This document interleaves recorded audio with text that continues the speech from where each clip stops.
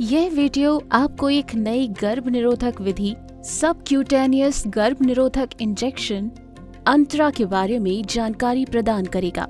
इस वीडियो के माध्यम से आप ये समझेंगे कि ये नई विधि क्या है, ये कैसे काम करती है, इसके क्या फायदे हैं, इसका उपयोग कौन कर सकता है और कौन नहीं, एवं इस विधि के क्या सह प्रभाव हैं। ये वीडियो विधि अपनाने के पश्चात के निर्देशों पर भी जानकारी देगा। अरे हेमा, कैसी हो? काफी लंबे समय बाद मिल रही हो। मैं ठीक हूँ दीदी, आप बताओ। मैं भी ठीक हूँ हेमा। आज डॉक्टर दीदी किसी इमरजेंसी में व्यस्त हैं, तो मैं रहूंगी उनकी जगह। बताओ, मैं तुम्हारी कैसे मदद कर सकती हूँ? ओह अच्छा, कोई बात नहीं। मुझे कुछ पूछना था।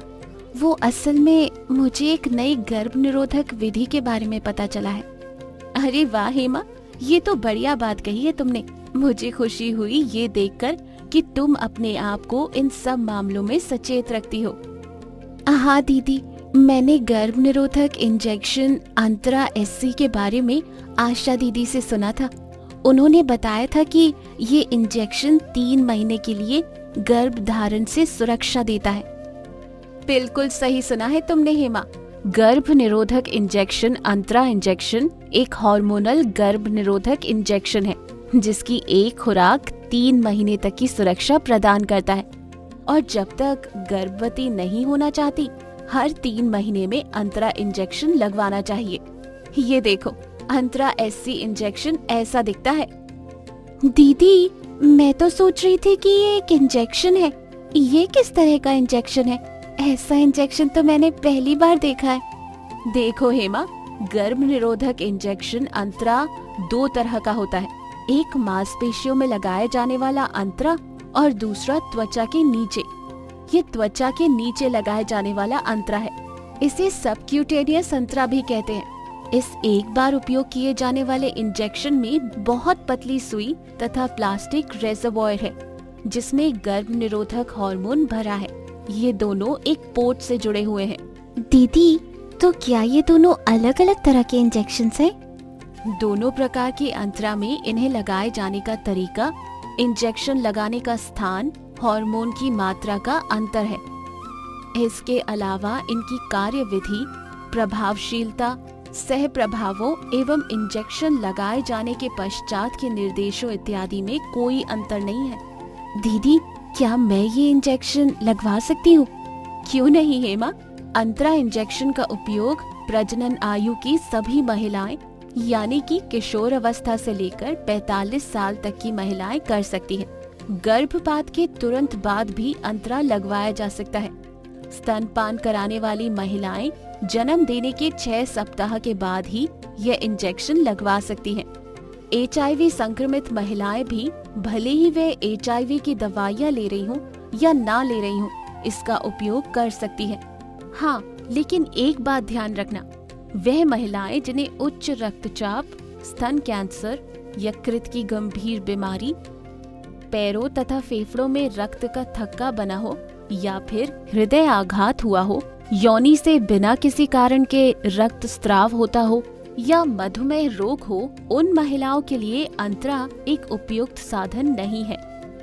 उन्हें डॉक्टर की सलाह के अनुसार कोई दूसरा गर्भ निरोधक साधन उपयोग करना चाहिए। नहीं दीदी, मुझे ऐसी कोई परेशानी नहीं है।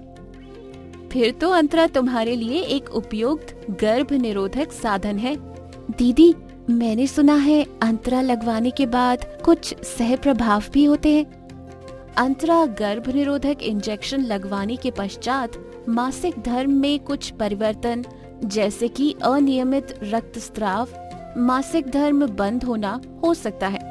यह इस साधन के सह प्रभाव है, लेकिन ये महिला के लिए किसी भी प्रकार से हानिकारक नहीं है। अगर सामान्य से अधिक रक्तस्राव हो या कई दिनों तक रक्तस्राव हो, तो एक बार हॉस्पिटल आके डॉक्टर दीदी को अवश्य दिखा लेना। इसके अलावा और कोई भी परेशानी हो तो डॉक्टर दीदी की सलाह अवश्य लेना। हाँ, लेकिन अंतरा उपयोग के कई फायदे भी हैं। ये एक निजी और गोपनीय विधि है। चूँकि अंतरा लगवाने के पश्चात मासिक स्राव कम या बंद हो जाता है, इससे अनीमिया, खून की कमी से पीड़ित महिलाओं को राहत मिलती है और मासिक धर्म के दौरान होने वाली पीड़ा में भी कमी होती है। साथ ही इसके उपयोग से अस्थानिक गर्भावस्था और कुछ प्रजनन अंगों के कैंसर से भी बचाव होता है। और हाँ, इसमें संभोग में भी किसी प्रकार की कोई बाधा नहीं होती। भविष्य में तुम जब भी गर्भ धारण करना चाहो तो गर्भ निरोधक इंजेक्शन लगवाना बंद कर देना। अंतरा लगवाना बंद करने के 7 से 10 महीने के बाद तुम फिर से गर्भवती हो सकती हो। दीदी, ये अंतरा इंजेक्शन तो बहुत अच्छा है। मुझे लगता है कि मुझे भी अंतरा लगवा ही लेना चाहिए। बिल्कुल सही निर्णय लिया है तुमने। लो, डॉक्टर दीदी भी आ चुकी है, वो अभी तुम्हें अंतरा इंजेक्शन लगा देंगी। अच्छा हेमा, एक बात का ध्यान रखना, जहाँ इंजेक्शन लगा है वहाँ किसी तरह की मालिश और सेक मत करना। और 3 महीने के बाद अंतरा का अगला इंजेक्शन समय से लगाने आ जाना। अगर कोई परेशानी महसूस हो तो आशा दीदी से संपर्क करना या अस्पताल जांच करवाने आ जाना। और एक जरूरी बात, गर्भ धारण से पूरी सुरक्षा के लिए पिछली खुराक के ठीक 3 महीने बाद ये इंजेक्शन लगवाना बहुत जरूरी है। लेकिन यदि किसी कारण से तुम निर्धारित तिथि पर यह इंजेक्शन नहीं लगवा सकती तो नियत तिथि के 2 सप्ताह पहले और 4 सप्ताह बाद तक यह इंजेक्शन लगवाया जा सकता है। जी दीदी, मैं ध्यान रखूंगी। मुझे सही जानकारी देने और एक अच्छा गर्भ निरोधक साधन चुनने में मेरी सहायता करने के लिए आपका बहुत बहुत धन्यवाद।